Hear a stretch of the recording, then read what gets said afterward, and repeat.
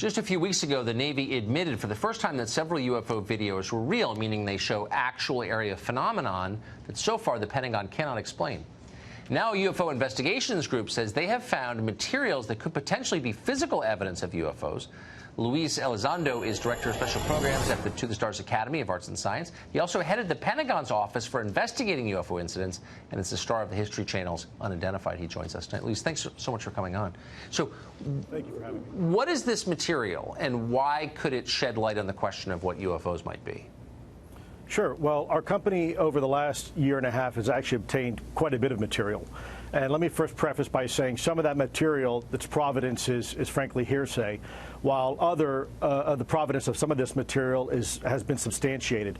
And ultimately, we're in the process of analyzing this material at 3 different levels. We're looking at its physical properties, its chemical, or if you will, molecular properties, and then ultimately its atomic properties. And it's really at that point we'll be able to make some sort of definitive conclusion, keeping in mind that we still have to follow the scientific process and methods, and at the same time have peer review. So it's not just as simple as coming out and saying, hey, look what we found. There's a lot of work that still needs to be done. I bet that's right, and of course she'll be challenged, as you ought to be challenged, I think. But quickly sum it up for us. Why do you think this material might be connected to UFOs?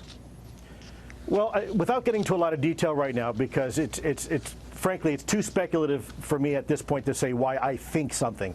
At the end of the day, it's going to be what the analysis tells us. And if you have, for example, interesting isotopic ratios that are not normally found, let's say, on this planet, then you have to scratch your head and either A, it's been engineered that way, or B, it came from somewhere else. And ultimately, that's what we're trying to find out.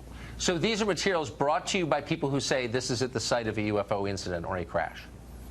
In some cases, yes. Again, unfortunately, I can't elaborate too much with some of these individuals. We do have non-disclosure agreements, but it's from various sources, both private and governmental.